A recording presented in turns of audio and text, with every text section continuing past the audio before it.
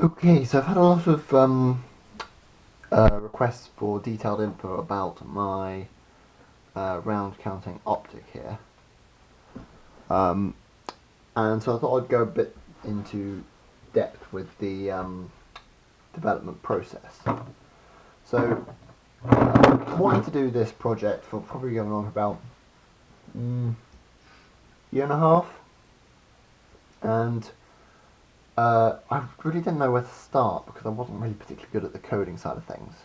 And it wasn't until I saw one of the tachyon electronics units that I really thought, you know what, this is a possible project. With a little bit of help on some firmware redesign, that unit seemed to do pretty much all I needed it to do. But to start with the optical design, I got a iPod Nano, which I made a screen, an image for to represent an optic, which I then put into here. I'm not going to put it in because it's stiff as hell, but this allowed me to start developing an optical system. This was my first design. It had a collimating Fresnel lens in here with the same beam splitter I'm still using in here, and that it worked, but only really for the very center of the screen, so it zoomed things in a lot, which made it very hard to get a decent resolution. Then, just before my unit arrived, I developed this one, which was just a very quick print. It held a makeshift mirror in here, the lens that I got, which was a 36 by 120 millimeter, which means the lens is 36 millimeters around, and the focal length, so the distance needed from the lens to the screen, is 120 millimeters, so 12 centimeters, which is why it's so long.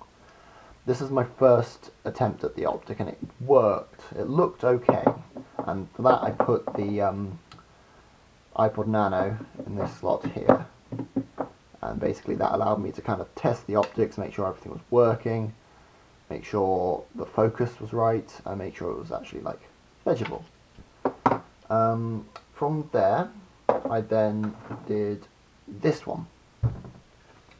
Now this one was my first design. Some of the bits, like the ledges, were a bit off the position of the mirror, and this was a bit overcomplicated for what it needed to be. But simply put, the screen goes here, with the control board above the screen up here. Got cable routing for the sensor and the power in. It holds the beam splitter up here, the collimating lens in here, and the fold mirror here. And so your screen emits light here. It's reflected up 45 degrees off this mirror. You can change the angle of this mirror to adjust elevation. Then up through this collimating lens, which basically allows the focus of the screen to be at infinity. Otherwise, you'd have the problem where when you're trying to look through the optic, you'd have to focus on the reticule and not be able to focus on the stuff behind it. And then out the top. So this was just a simple box design, just to see if the optics were going to work and get kind of fitment tests. After that one, I had this unit. Now this was the closest, before I made my final unit, the closest to the functional unit. I simplified the slide with a simple back and forth adjustment, because I only really wanted elevation on this to start with. Fixed some of the fitment issues, added the ability to add a side panel onto it, which is here, which has integrated into it buttons for the built-in buttons on the unit. And it tried to have a slider for the power, but tolerances were too tight, so I decided to just leave it as a whole. And then finally, we have the unit that is here. And so down here, we've got the reload button. So when you take the mag out, put a new one in, you need to press that to reset the value back up to full. You've got power switch up here. You've got brightness down, brightness up, and the select button. These also control the menus. Power comes off the device's internal battery, and round counting is done by this unit on the front here. So if I fold the stock away, I can bring this up, and you should be able to, there we go. you can see the effect you get there. It's basically it's styled after Titanfall, and as you can see, it doesn't really change size as you move away or move back. It kind of has the same apparent size, and the focus is pretty good. Then, so I'll tear this down and have a look on the inside.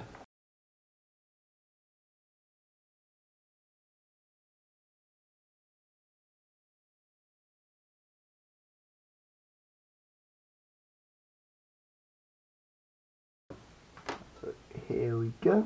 This is the inside of the scope. I've blacked out the area directly in front of the screen to try and make it a bit harder to see the bright orangeness. Basically just cleans up the visible area. So what we've got here is our screen. This is the Tachyon electronics unit, which is up here. So it's normally folded the other way up, but it's got the 3 buttons here, power, then it's got power in there. This is the reload sensor, and then the round counting sensor comes out the back here.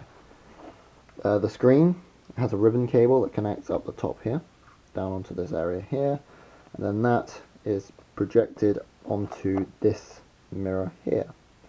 This mirror is adjusted to angle by this screw, so that allows me to change elevation. And then up top here, so there we go, is the collimating lens, and that basically allows the focus to be consistent when looking through it. Then up top here we've got the beam splitter. This is what allows you to know, is basically a semi-reflective material. It reflects what's shown below it, so this screen, but also allows you to see through it so that you can see what your target is. So it's not that complicated, it's quite a simple system here. It's just big because all this space here is needed for optics. You've got to have that much space to have 120 millimeters from the lens of the mirror into the screen, else it won't focus correctly. And so there's not really much, with this design at least, that you can shrink down. I do plan to look into using a projector, which would be a lot more like a typical holographic, but that's a very much more complicated system, so not going to be doing that anytime soon. The scope mount is a quick release. I've only got one of the center bolt things, so it's only got one on there. It's designed to have 2, but it's a quite simple system. It's just a nice lever, nice and firm and solid. Okay, I'll put this back together and we'll give firing it a go. Okay, so here you can see the display. I would be doing it outside, but it's a bit too sunny today, as you can probably see by just how bright the room is. And I haven't yet managed to buff the backlight. So, like, it's usable today, but it's not super visible for a camera. So it's the full Tachyon unit, so you have all the menu options, controllable with the buttons on the side.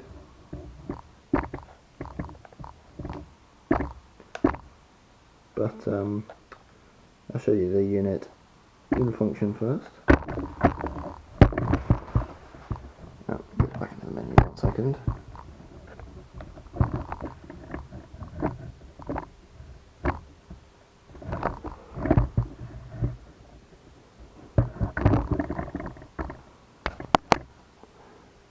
Okay, so you should be able to see the number just below the reticle there.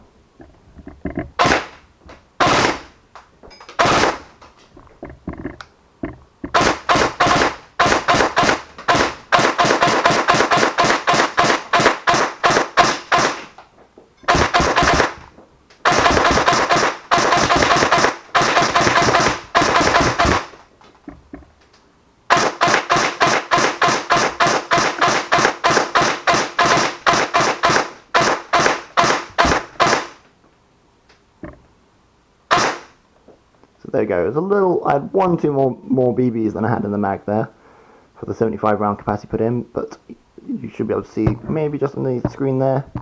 It has the number of rounds shot beyond, and so what you have to do is take your mag out, and then you put a new one in, Where's the screen? There it is. Put a new one in, and then when you've got new ammo back in the gun, you press there and it reloads the gun, puts it back up to capacity. In the bottom left you have cardinal compass directions that can be changed to cardinal 16 or actual numerical directions, so bearings. There we go. Down the bottom you've got the profile. This is currently in profile 1, which you set up yourself. So you press and hold the select button, the middle one. That then brings up this menu. So you've got up and down buttons on the side here, they're just a bit stiff. You've got the presets, which controls I think the ammo presets. You've got the time settings, UI settings. In here you can change the orientation, which I had to rotate 280 degrees. The UI color for the back, for the round counter, so like the base UI color. Ooh, that's actually, there we go. You've got background color, which I've got set to black because I don't want any background, which will muddy the view. You then got the good, critical, and warning. Now there's some slight issues with this particular build of the firmware, where the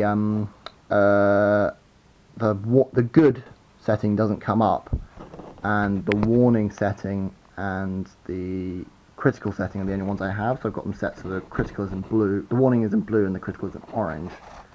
But normally you'd have blue on the good, orange on the warning, and then red on the critical.